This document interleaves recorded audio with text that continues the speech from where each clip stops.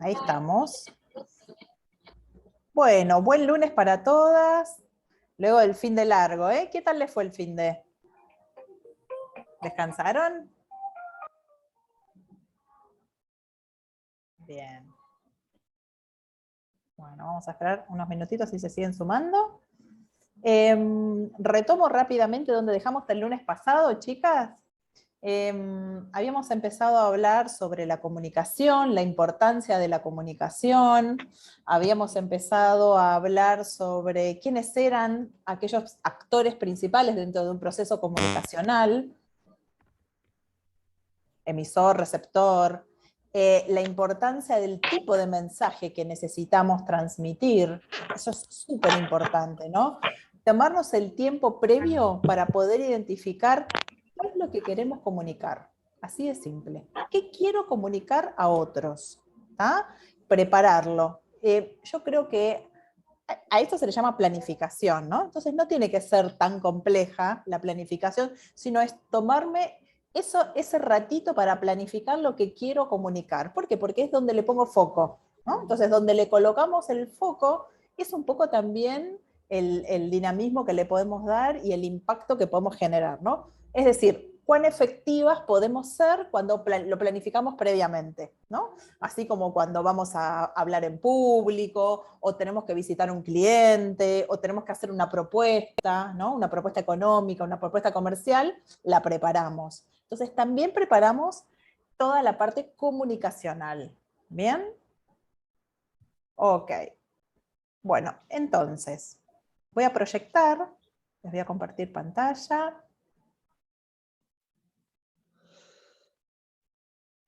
Vamos.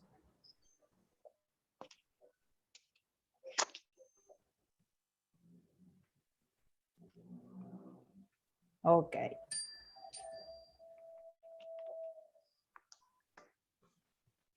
Si bien entonces veníamos hablando la clase anterior sobre la importancia de la fidelidad en términos de fuentes, de canales, de validar quién es el destinatario o los destinatarios, ¿no? No es lo mismo enviar un mensaje a un segmento determinado que al público en general, por ejemplo, ¿no? Entonces, bueno, ser conscientes de eso, ¿no? De cómo lo van a interpretar esos receptores.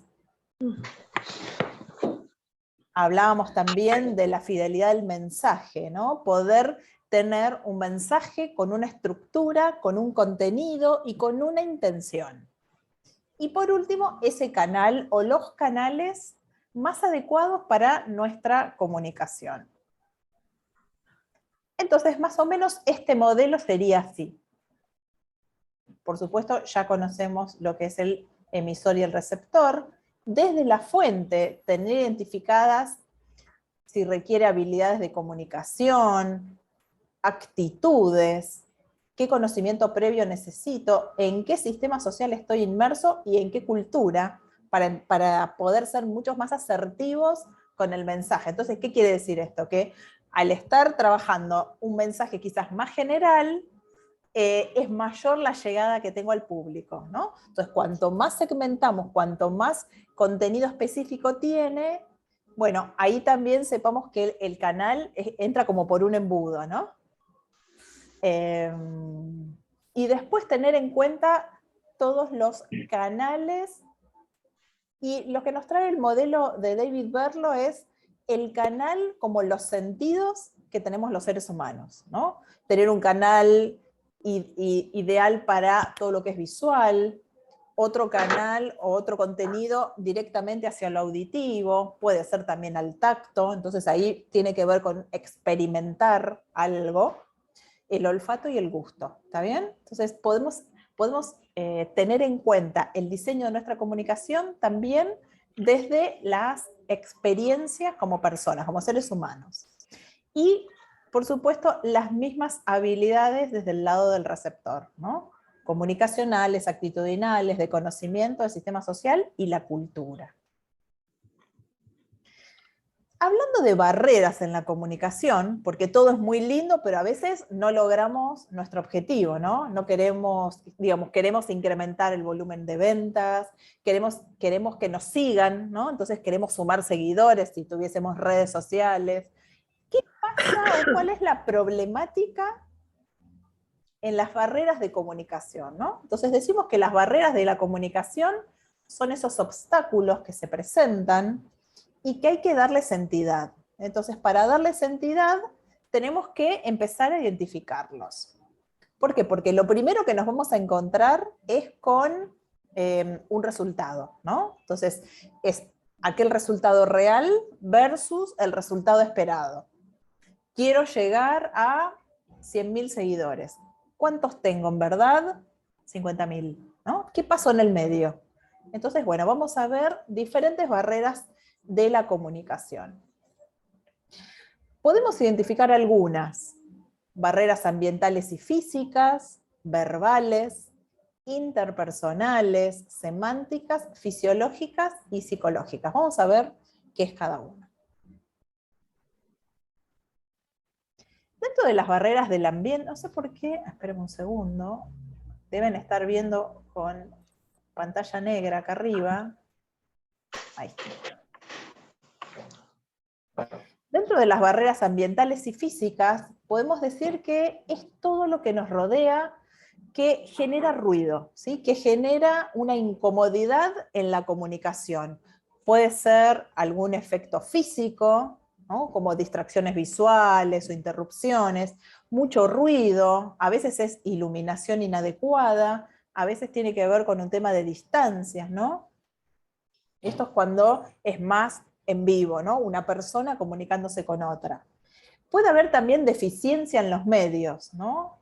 Es aquel modo a través del cual me comunico. Un teléfono, si es visual, algún elemento para proyectar, una grabadora, un micrófono que no funciona, un teléfono que tiene interrupciones, ¿no? Entonces hay dificultad en el medio. Y también porque son fallas y deficiencias, a veces de una selección inadecuada, ¿no? Lo que decíamos recién, capaz no planifiqué tan bien como debiera para evitar estos problemas.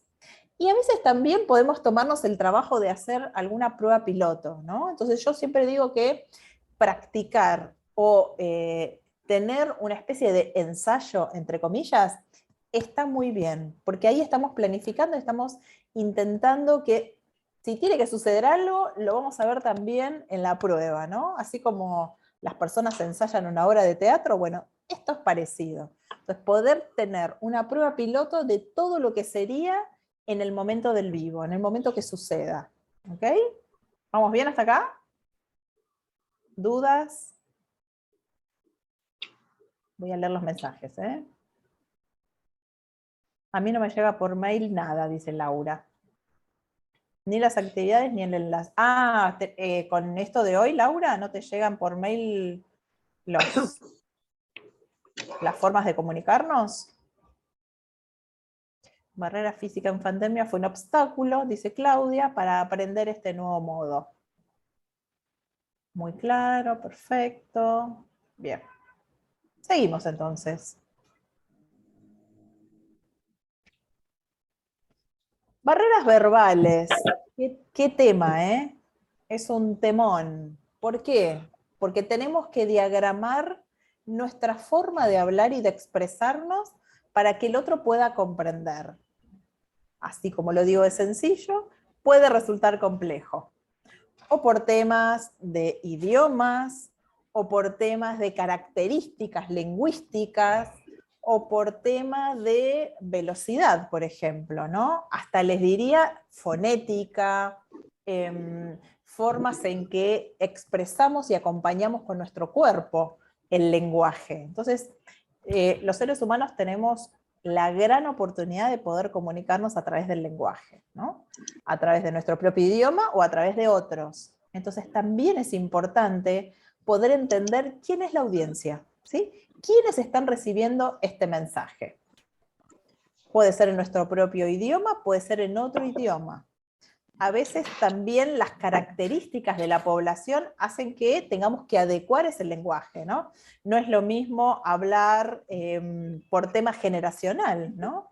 Entonces, entender cuál es nuestra audiencia. También qué nivel educacional tiene, qué nivel de formación. ¿Para qué? Para adaptar ese lenguaje para esa audiencia en específico. Incluso entre los profesionales, a veces el lenguaje es tan específico, ¿no? Por ejemplo, el lenguaje médico, el lenguaje... ¿Hay alguien que tiene el micrófono abierto? Se escucha el ruidito. Ahí va. Entonces, claro, no es lo mismo hablar entre médicos que hablar en la jerga normal y habitual. Entre médicos se van a entender bien. Ahora, cuando un médico te quiere explicar un diagnóstico, no entendemos nada, ¿sí? O cuando no sé, un abogado te habla en la jerga de las leyes, bueno, es un poco más complejo. Entonces hay que adaptar el lenguaje. Y no estoy hablando de temas físicos, ¿no? Sino características para la interpretación de esa comunicación.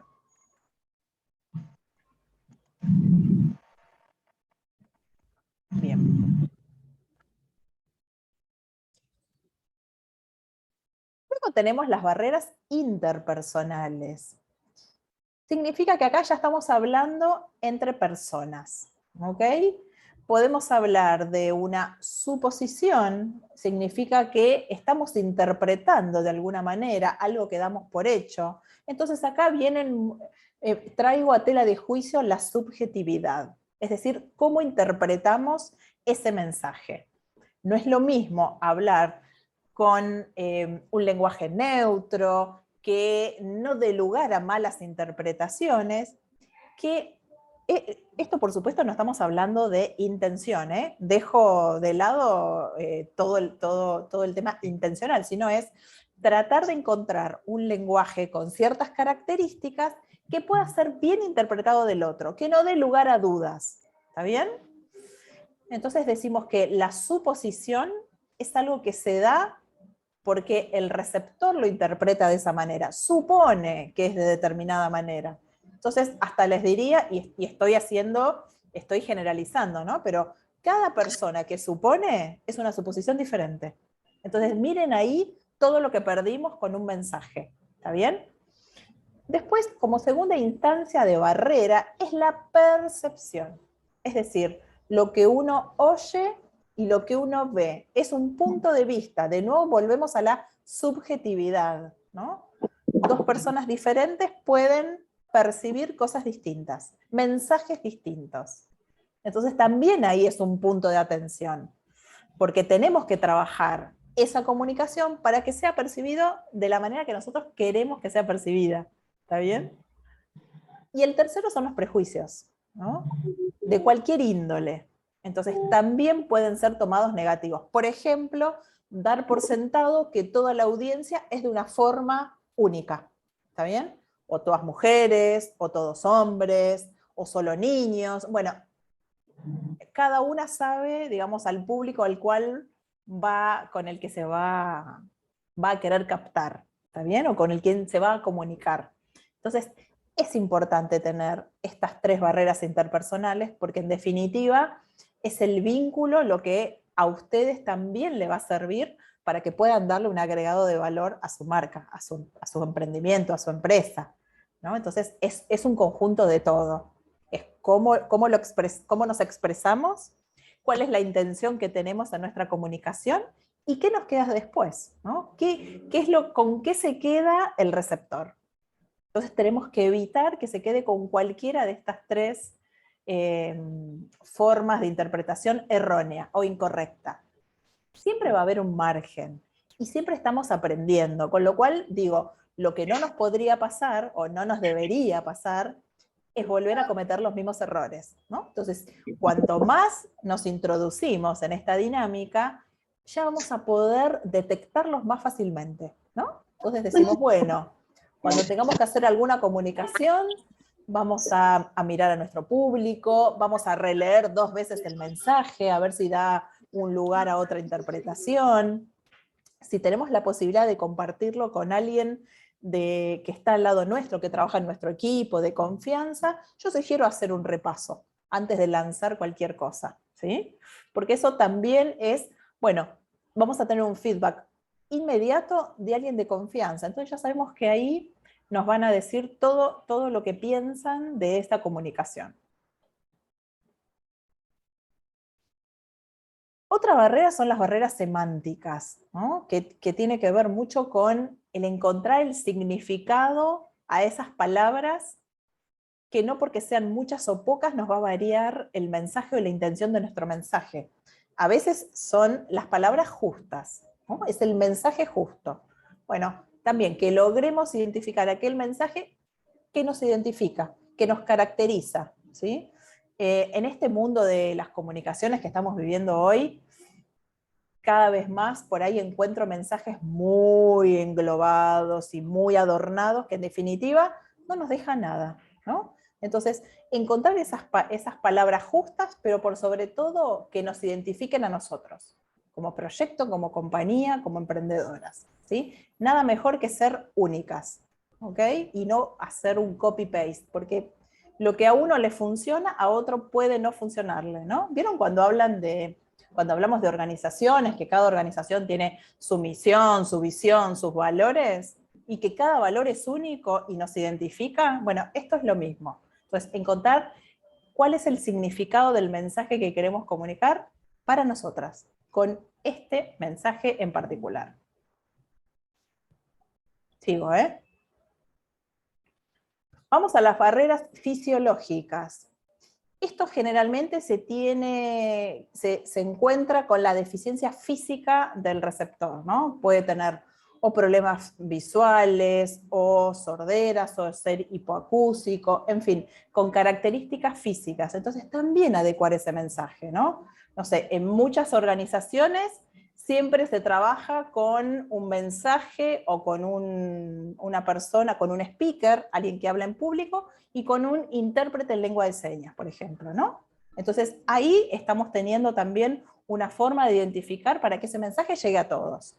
En otros espacios se puede trabajar con un traductor de idiomas, ¿no? Entonces si estamos hablando de algo más regional, nada, que lo tengan en cuenta, ¿no? Que esa barrera fisiológica siempre puede estar presente y que basta con solo conocer la audiencia, ¿no?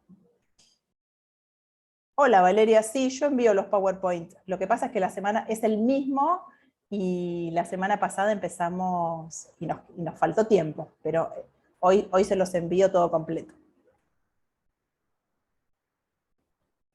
Seguimos.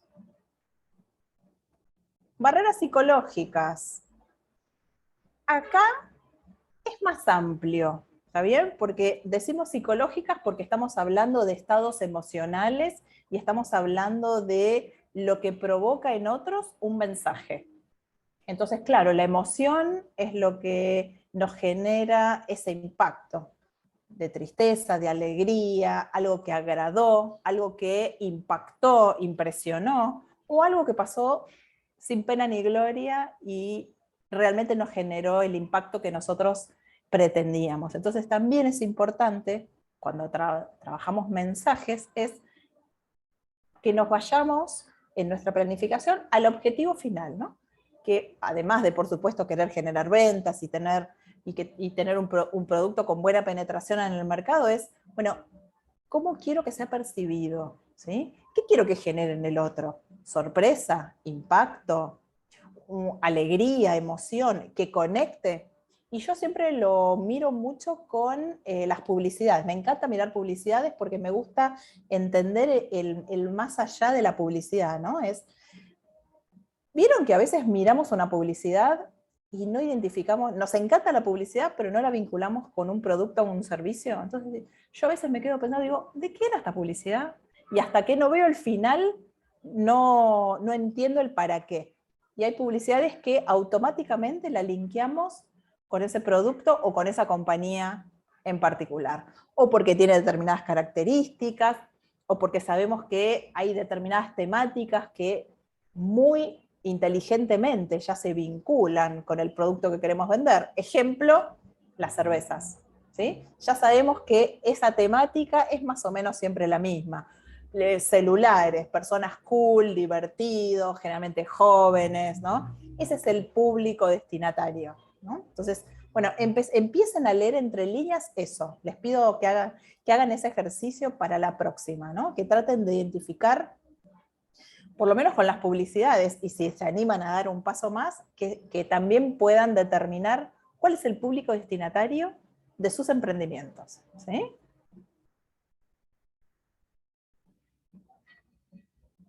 Entonces, ¿sabían ustedes que de lo que nosotros decimos, o sea, de forma verbal, solo el 7% llega hacia el receptor y que lo paraverbal es un 38% y lo gestual un 55%?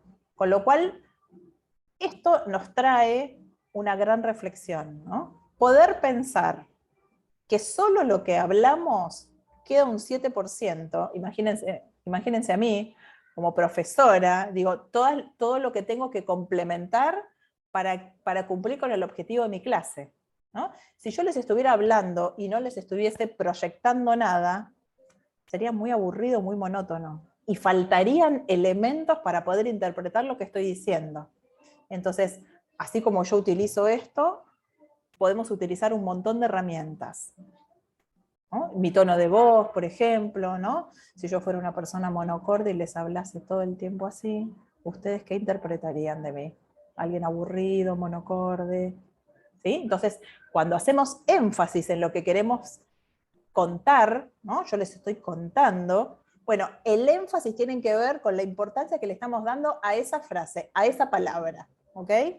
Tonos de voz, ¿sí? Que suben y bajan, momentos, silencios. A veces hacemos silencios a tiempo, no porque nos olvidamos o porque no queremos hablar, sino hacemos silencios para que el otro, o sea, para que el receptor pueda interpretar, tenga un espacio para poder hablar, y se generan esas idas y vueltas, ¿sí? Se genera esa retroalimentación que necesitamos en cualquier proceso comunicacional.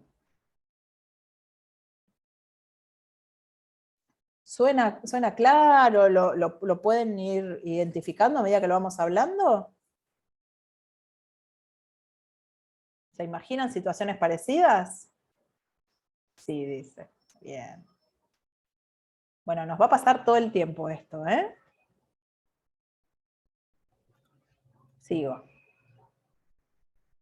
Si decíamos entonces que la comunicación verbal es solo ese 7%, tengo entonces que dividir la comunicación oral y la comunicación escrita.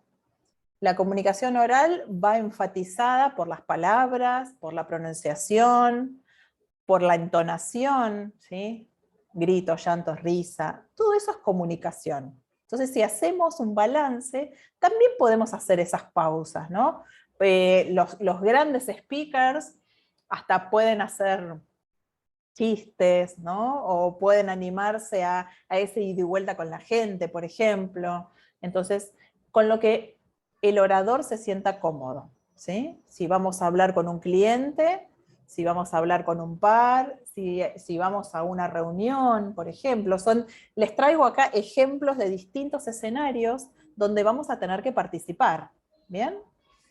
Y también con la comunicación escrita. ¿Por qué? Porque tenemos códigos, ¿sí? La forma de escribir es un código.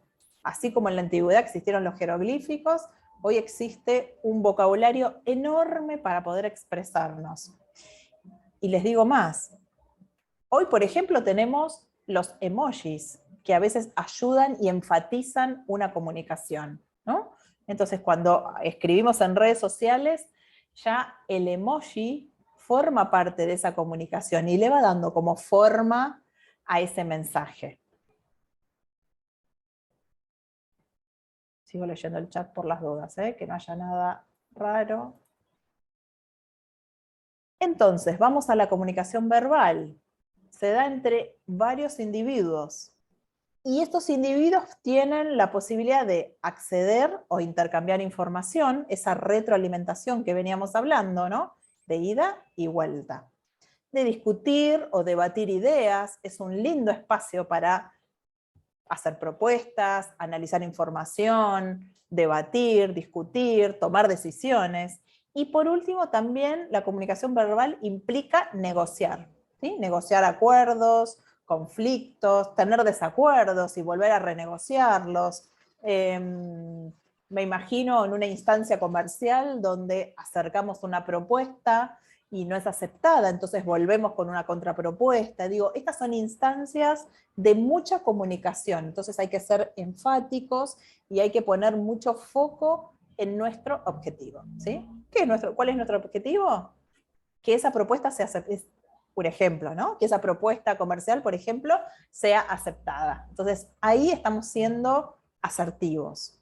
Y acá hay mucho seguramente han escuchado hablar de la asertividad, de la comunicación asertiva, y bueno, tiene que ver un poco con lo que venimos recorriendo hasta ahora, ¿no? Una identificación clara, sentirnos cómodas con el público, conocerlo, investigarlo, preferencias, qué quieren oír, qué quieren escuchar, qué está haciendo la competencia, traer un poco de información de mercado. Digo, todo esto nos ayuda a construir el estilo de comunicación que queremos o que buscamos.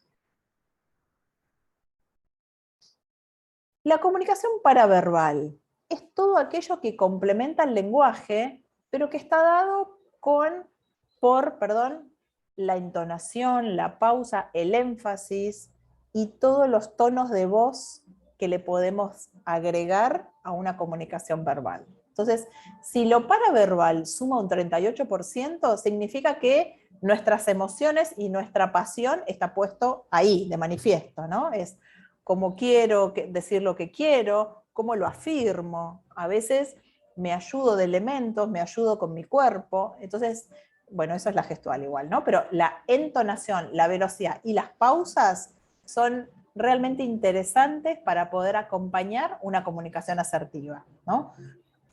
Pronunciar bien claro, resaltar algunas palabras, algunos conceptos. Si estamos hablando de un lado escrito, es el estilo y el tono del texto, ¿no? ¿Qué coloco en negrita? ¿Qué voy a colorear? ¿Voy a sombrear? Tipo de letra, ¿no? Es tan importante el tipo de letra también. Y quizás ya todas lo sepan, ¿no? Pero escribir en mayúsculas, ¿está bien? ¿Qué opinan?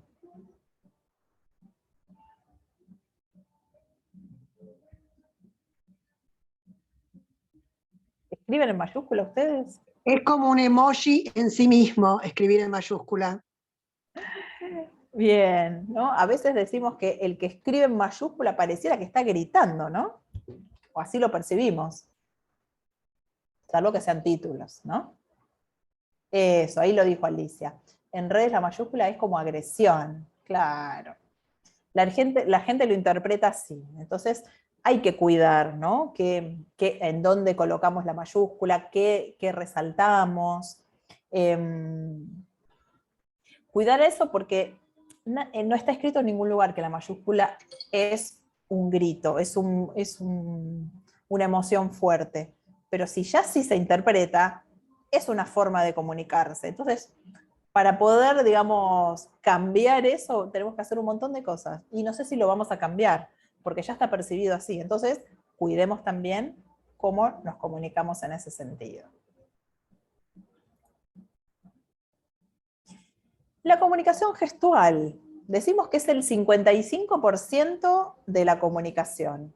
Entonces, nuestro cuerpo acompaña nuestras manos, nuestra postura, nuestra mirada, ¿sí? Si miramos a todos cuando hablamos, si miramos al piso, ¿no? ¿Qué es lo recomendable? Entonces es una mirada atenta hacia mi público, si tengo que estar sentada, cómo me siento, ¿no? Con las piernas a la par, con mi torso derecho, si estoy en una reunión con las manos a la vista, puede ser en un apoyabrazos o arriba del escritorio, cómo camino, los gestos, ¿sí? Siempre el rostro relajado con una sonrisa, movimientos corporales de apertura, ¿no? Y con un cuerpo que acompaña.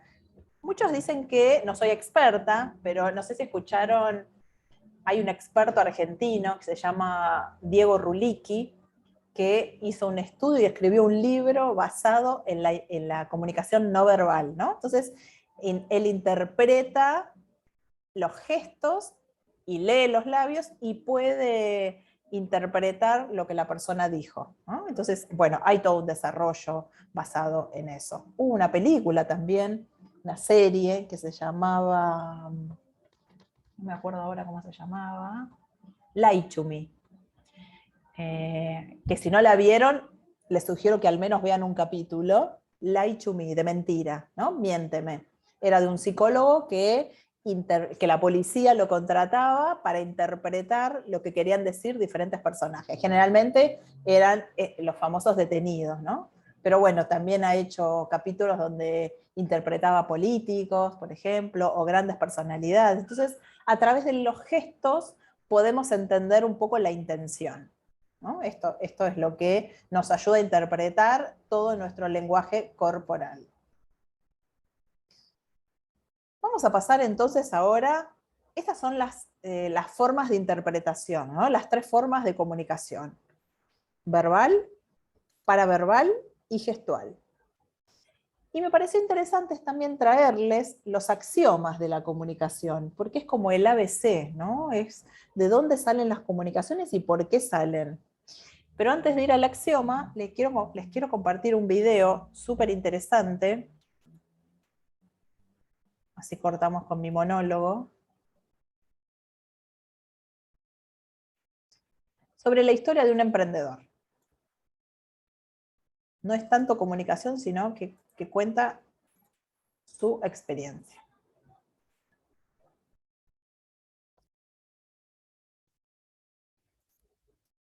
Es largo, así que vamos a ver un parrafito, ¿sí? Comparto.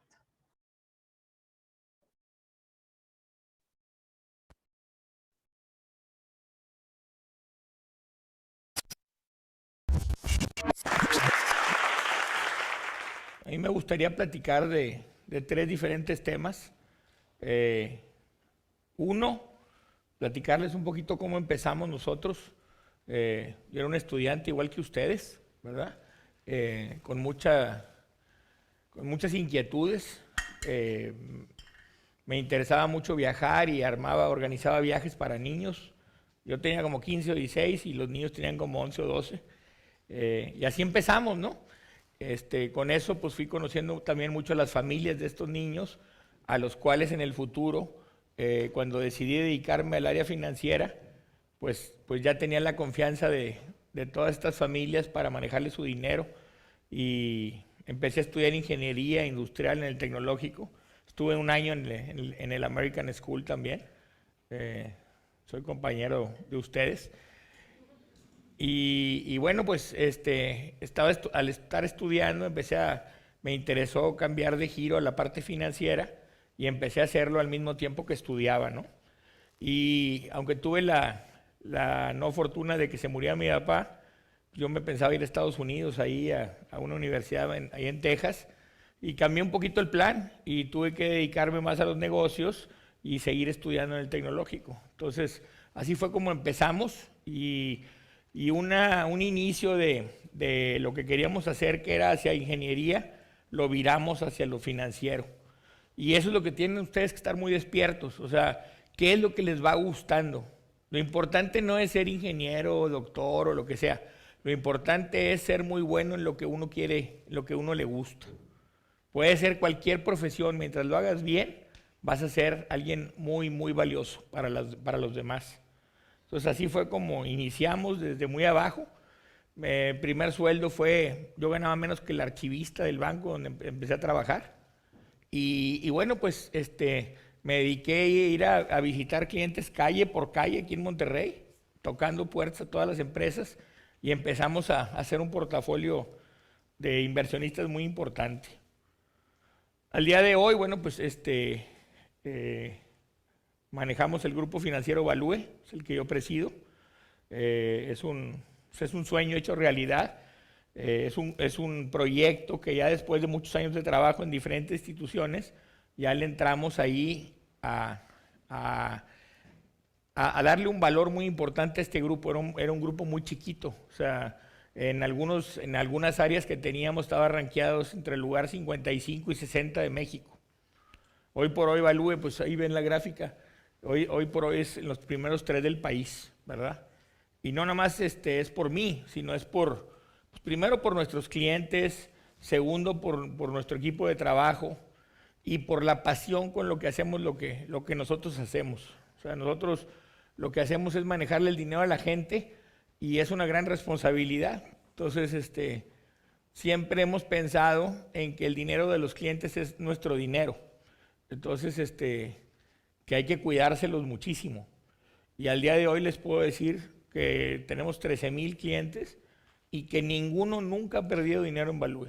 Ninguno, nunca, en ninguna operación. Y es un récord que se dice fácil, pero hay cerca de 20,000 quejas de otros grupos financieros en la Conducef, que es el que recoge las quejas de los clientes que están de alguna forma abusados, y nunca ha habido una de Value. Y yo creo que eso es lo que nos ha hecho crecer tanto, porque no hemos crecido en gente.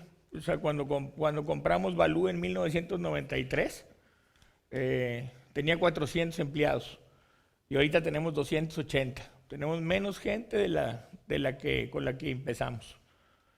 Pero gente más buena, gente con valores, gente que trabaja en equipo. Acá en Value tratamos de que no haya envidias, que sea una familia, ¿verdad? Y que todos se apoyen. No hay competencia en mala onda, hay competencia en metas y en cómo conquistar más cuentas en el país, ¿no? Entonces, hemos crecido cerca de 140 veces los últimos 6 años. Es un crecimiento tremendo. Somos los que más reparto de utilidades hacemos en todo México. O sea, nosotros a la gente que trabaja con nosotros no le andamos escondiendo de las utilidades, al revés. Nos encanta que ganen mucho dinero de reparto porque le ponen mucho corazón y le ponen muchas ganas. En Value es difícil tener un empleo porque necesitamos esperar que alguien o se muera o le pase algo. Tenemos cerca de 5,000 solicitudes y bueno, pues vamos metiendo 1 o 2 personas por año y son gente que siempre nos viene a aportar. Entonces, yo lo que les digo es que lo que quieran ustedes hacer, lo pueden hacer muy bien si le meten pasión a lo que hacen y detalle. Y siempre viendo cómo le pueden dar un valor agregado a lo que van a hacer, ¿verdad? Esa es un poquito la historia del grupo financiero.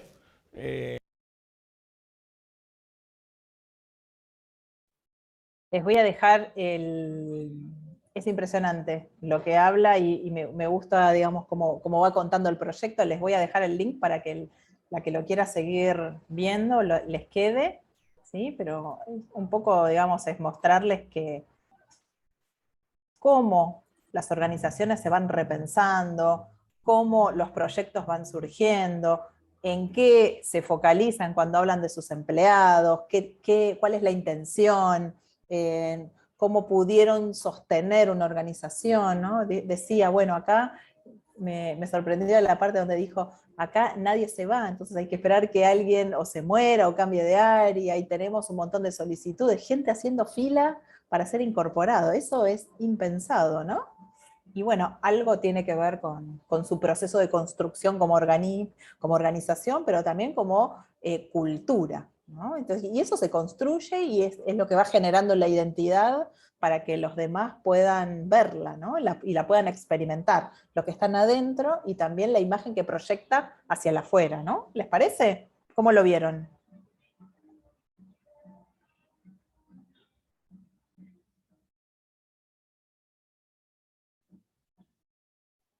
Interesante la ponencia, ¿no? O sea, en principio eh, lo que cuenta, el formato, digamos, de la comunicación es clara, sobre todo, de alguna manera sencilla, es empática, amigable junto con la gente, porque de alguna manera los incita a hacer lo que deseen hacer con pasión, explicando desde el propio proyecto lo que fue, digamos, el crecimiento, el que se puede, que tienen gente en lista de espera para entrar a la organización.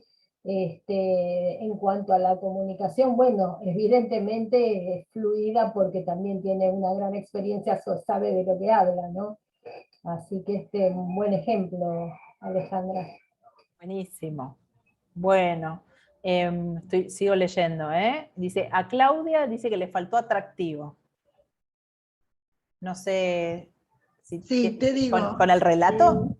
estoy acostumbrada a ver charlas TED en inglés, que te dan muy poco tiempo para contar historias alucinantes y muchas veces coordinan su charla oral con alguna imagen en la pantalla.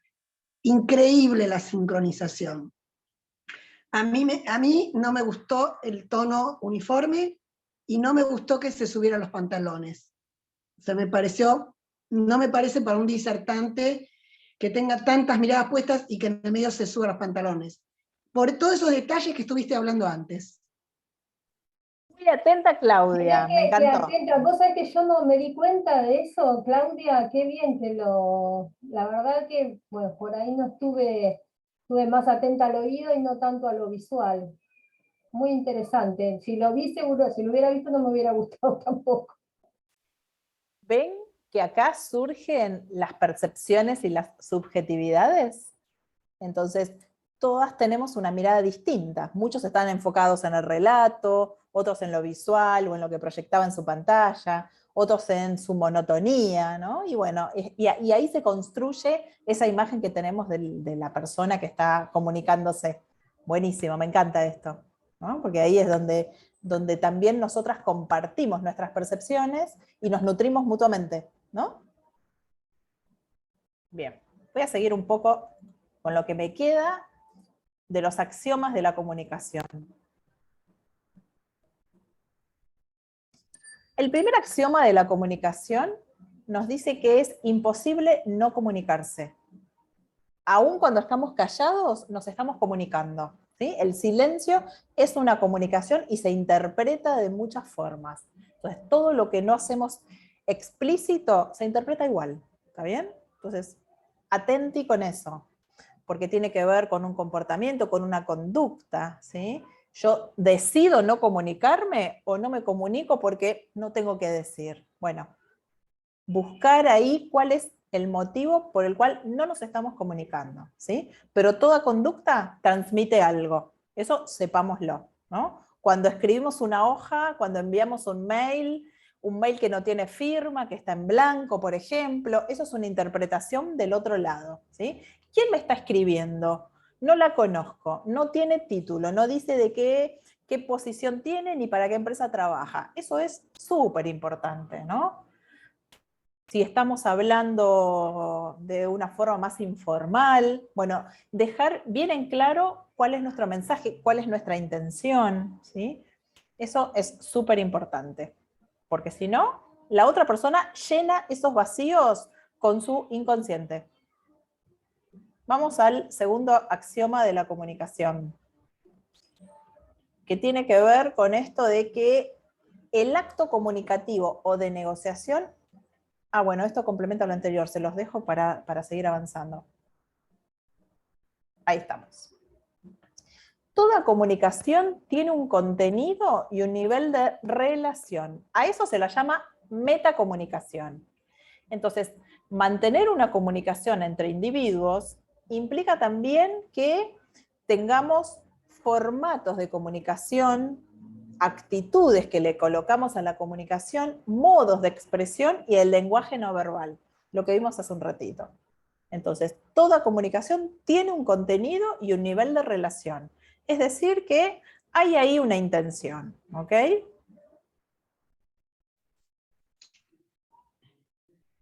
El tercer axioma nos habla de que la naturaleza de una relación depende de la puntuación o graduación que los participantes hacen de esas secuencias comunicacionales. Suena largo, pero tiene que ver con la interpretación y cómo esta interpretación influye en el vínculo comunicacional con los otros, ¿sí?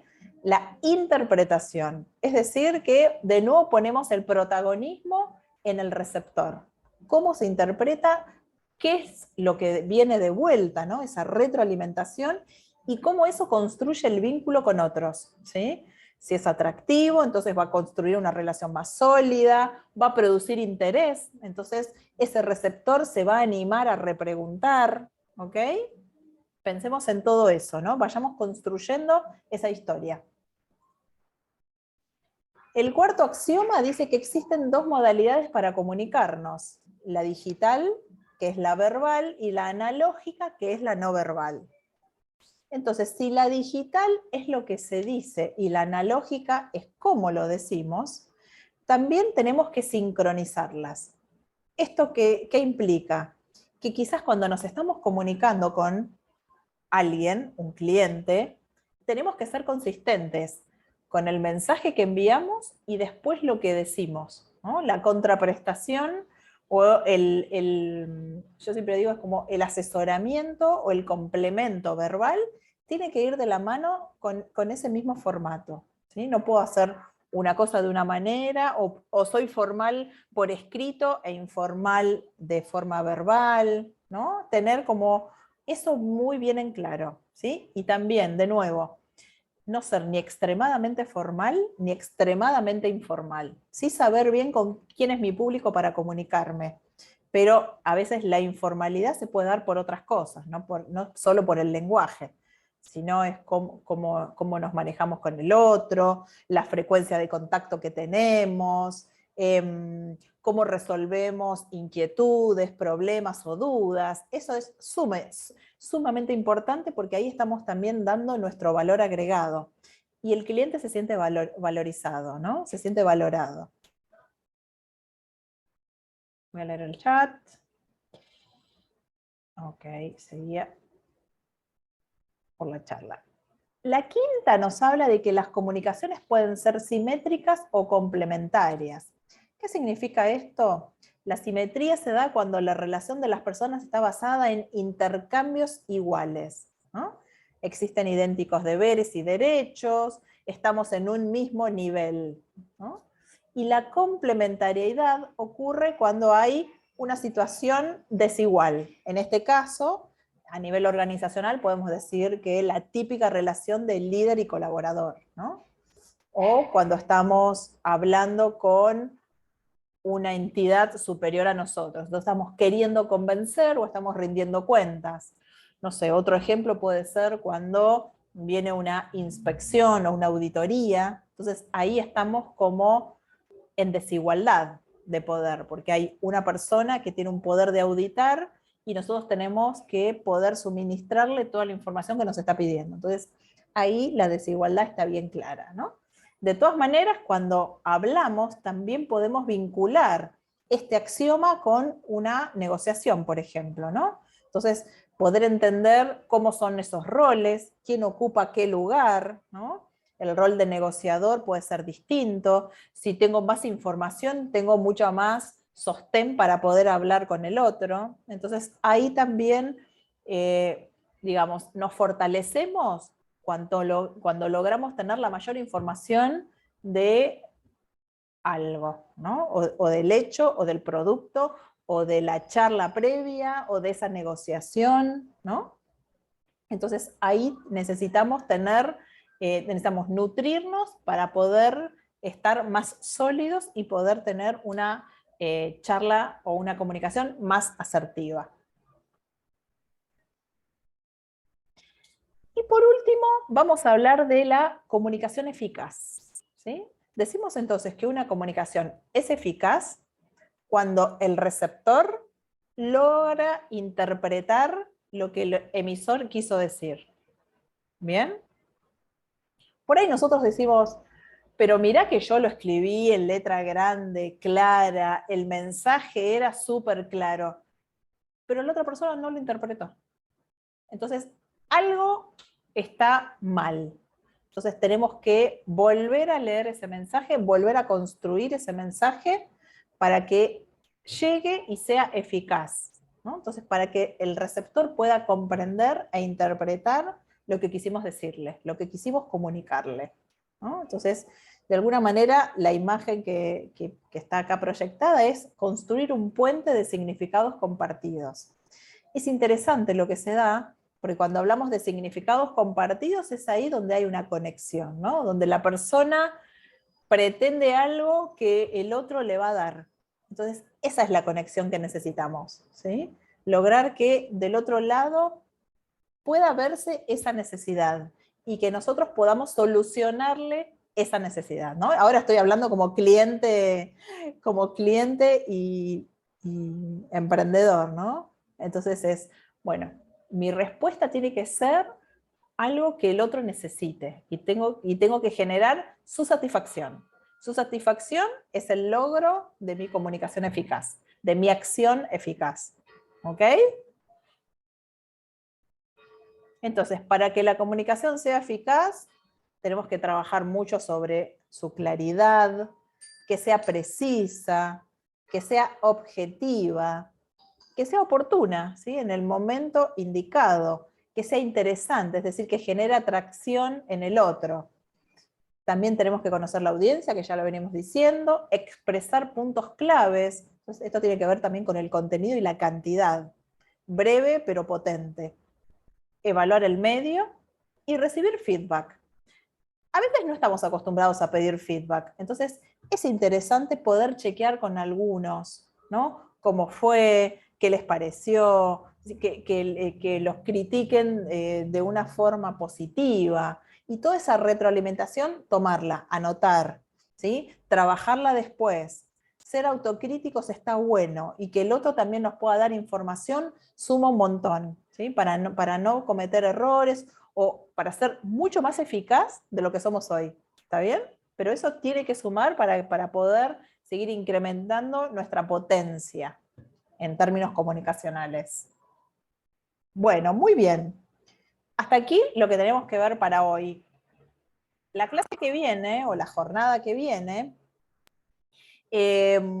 vamos a tener a un invitado que nos va a acompañar, que se llama Tommy, y que es especialista en redes. Así que con Tommy vamos a ir recorriendo un poco cómo trabajar las redes sociales, qué mensajes colocar, cómo ser más atractivos, qué sí, los no de una red social.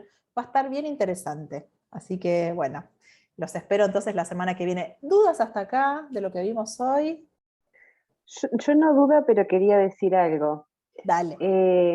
Es muy, muy, muy rico el feedback, no solamente para recibir esas cosas de crítica, o de qué puedo mejorar, sino para saber que tenemos un valor, que podemos hacerlo, porque muchas veces somos demasiado críticos con nosotros mismos y pensamos que no somos capaces, que no lo hacemos tan bien, que no lo hacemos correctamente. Sin embargo, un feedback puede ser maravilloso para subirnos mucho nuestro estado de ánimo, nuestra forma de vernos a nosotros mismos. No tiene por qué ser negativo, digo, ¿no? Claro, la autoestima, ¿no? Es el estímulo para seguir trabajando y para seguir haciendo lo que estamos haciendo. Es súper importante. Buenísimo, Mónica. ¿Alguien más quiere decir algo? ¿Estamos ok? Buenísimo. Bueno, chicas, les deseo una linda semana y nos vemos el lunes próximo, ¿sí? Muchas gracias Chau, igualmente, chau. Alejandra. A todas, buena semana. Buena semana.